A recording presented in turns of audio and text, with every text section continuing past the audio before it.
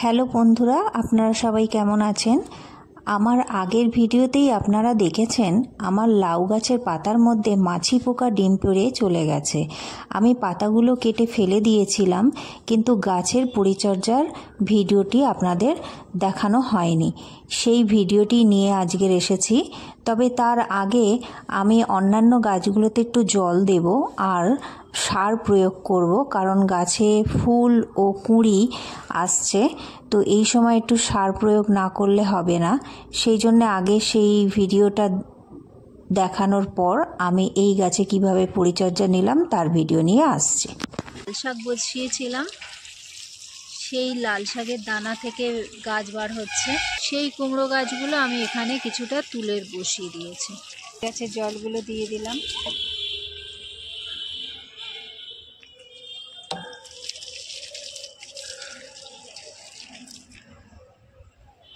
এই দুটো ভুট্টা গাছও হয়েছে।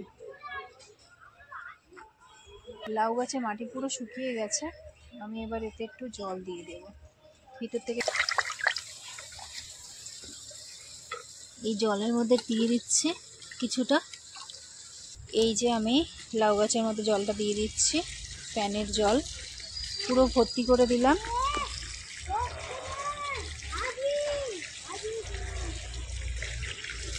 কারণ প্রচুর শাখা পোশাখা বের হয়েছে, দেখতে পাচ্ছেন লাউ গাছ থেকে। আর এতে ভালো করে খাওয়া না দিলে না সব নষ্ট হয়ে যাবে।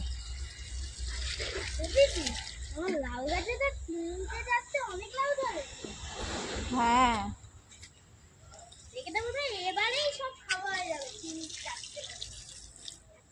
সবটাতেই একটু একটু করে দিলাম।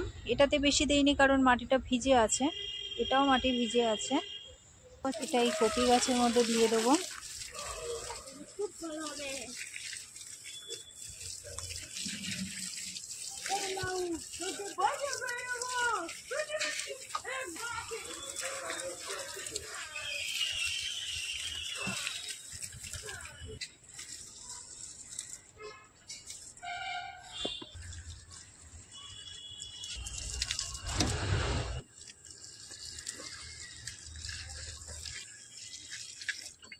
এখানে এই কুমড়ো গাছটাতে আমি একটু ভাতের ফ্যান দিচ্ছি। এই যে দেখছেন দানা সার, এই দানা সারগুলোই কয়েকটা করে আমি গাছের গোড়ার মধ্যে দিয়ে দেবো, ফুল গাছের। কারণ এগুলো তো নতুন নতুন ডাল ছাড়ছে, তো এখন একটু লাগবে। বেশি নয়, একটা দুটো করে প্রত্যেকটার মধ্যে দেবো।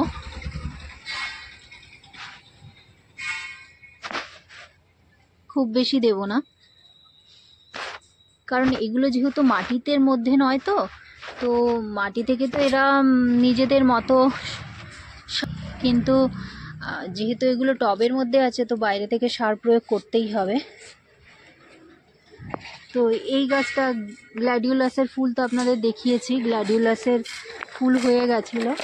এবারে মাত্র 3খানা শীষ বার হয়েছিল, এখনও নিচে স্টিকে হচ্ছে, তো সেগুলো হলে আপনাদের দেখাবো।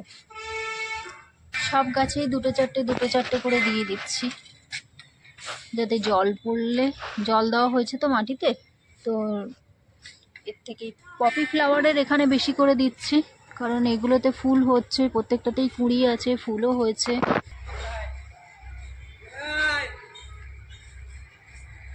সাথে একটু ভালো করে দেই, কারণ এটাতে প্রচুর কুঁড়ি হয়েছে।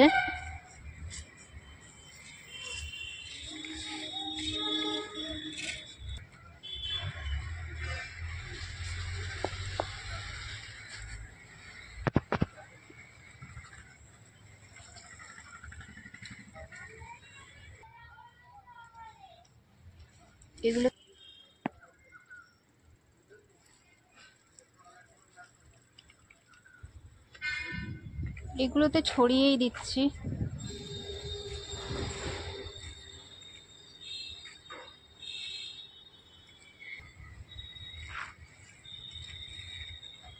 আমি গাছে একটা ফার্টিলাইজার দিচ্ছি, কিন্তু এটাতে কতটা কি হবে জানি না।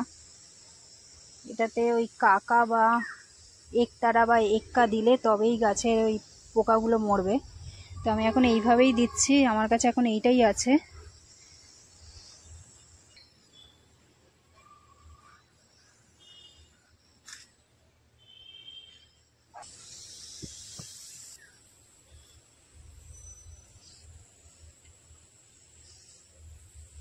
যে লঙ্কা গাছটা ছিল তার মধ্যে সব থেকে ভালো লঙ্কা গাছটা বৃদ্ধি পাচ্ছিল এইটাই, কিন্তু এইটাই এই হয়ে গেল। আর এই একবার পাতা যদি নষ্ট হয়ে যায় না গাছে, বাঁচানো খুব কষ্টকর। সমস্ত ওষুধটা দেওয়ার পর আমি আপনাদের ভিডিওটা দেখাচ্ছি। আমি গাছে ভালো করে ওষুধ দিয়ে ধুয়ে দিয়েছি। এখন আমার মনে হয় না এটাতে মাছি পোকা মরবে, কিন্তু আমি তাও দিয়ে দিলাম, কারণ এই ওষুধ ছাড়া আমার কাছে আর কোনো ওষুধ নেই। তো ফার্টিলাইজার আনতে হবে,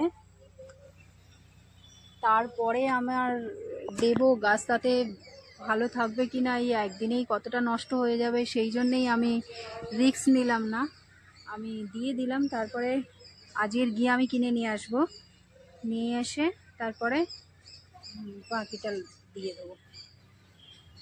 কাল বা পরশু দিন আমি এক কাটা দিয়ে দেবো, স্প্রে করে দেবো। এই ছিল আজকের আমার ভিডিও। ভালো লাগলে অবশ্যই লাইক, শেয়ার এবং সাবস্ক্রাইব করবেন।